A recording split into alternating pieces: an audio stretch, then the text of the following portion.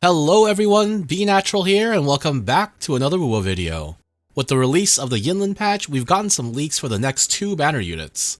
According to these leaks, Jinhsi will be the first banner of patch 1.1, and Changli will be available on the second half. Both Jinhsi and Changli look incredible, and I want to cover their kits based off the info that we have so far. So let's take a look at what type of units they are, and how they might be expected to play. Just keep in mind that this overview is based off of skill descriptions and footage from current leaks, and that there is no way to guarantee they'll stay the same way for their official release. And for the peace of mind for those of you who hate story spoilers, rest assured that this video will stick to character spoilers and will not include anything about the story.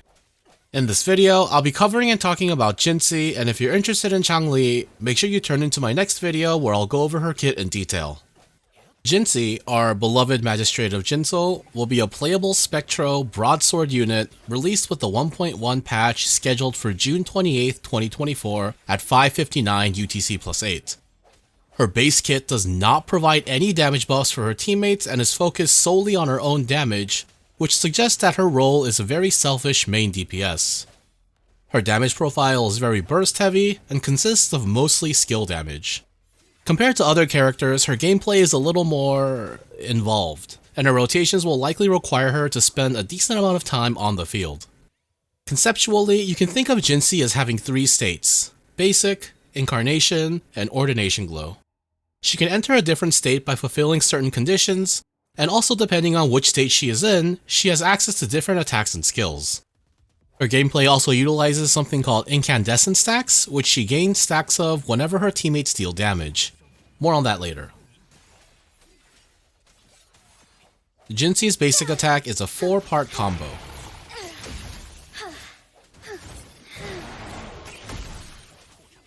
The heavy attack is a 3-part spinning slash.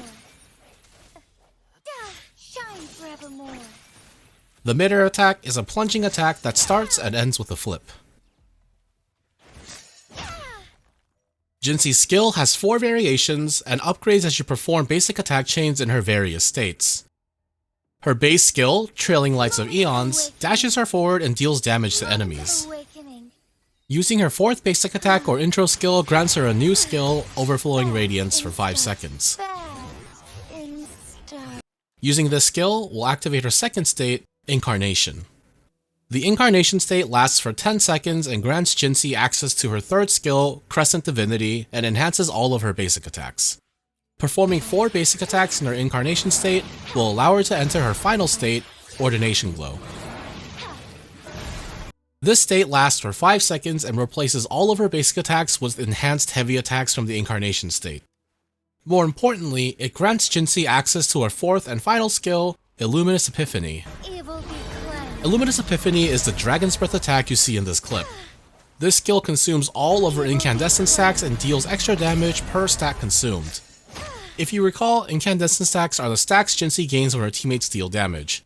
Stacks can be accumulated at a maximum rate of 1 stack every 3 seconds, with damage from the same element sharing the same internal cooldown. In other words, you can accumulate incandescent stacks quicker if you use teammates that have different types of elemental damage. Jinhsi can also reduce this cooldown to 1 stack every second for 20 seconds after using her outro skill.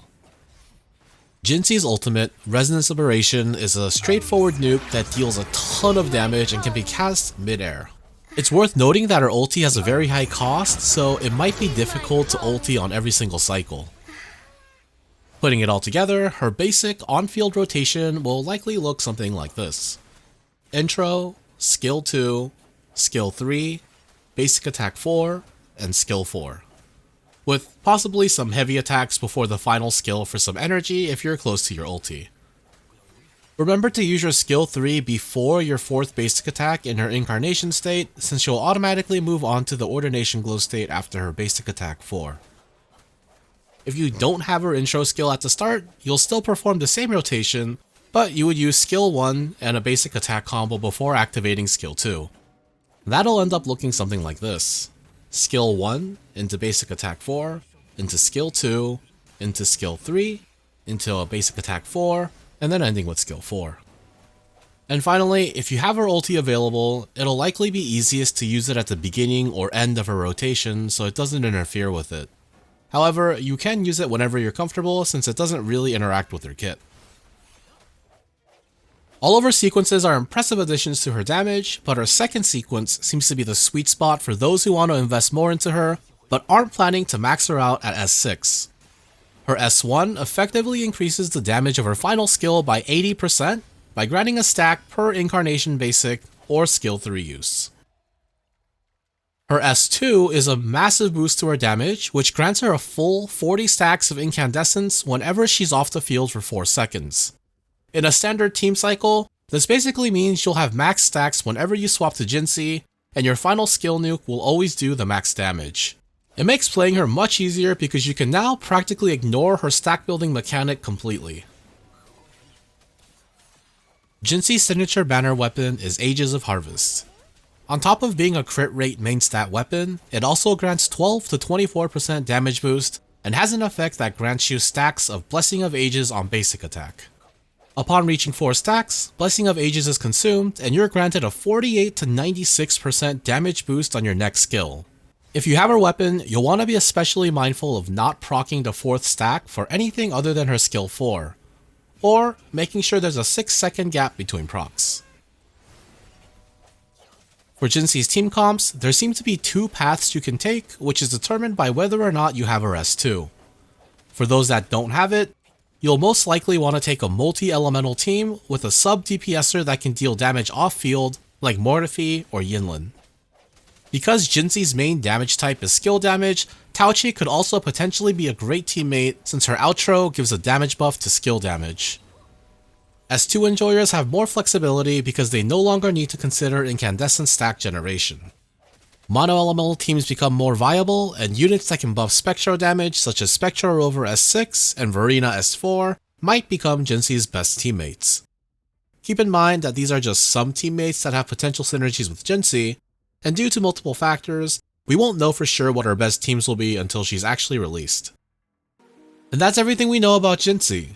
She looks likely to be the strongest DPSer we've had to date, and her great kit also comes paired with amazing animations.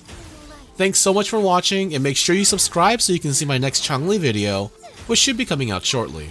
Let me know what you think about Jinhsi's kit and whether or not you'll be pulling for her down in the comments. And as always, have fun and good luck with your pulls. Or maybe in this case, don't pull and consider saving your asteroid for a girl.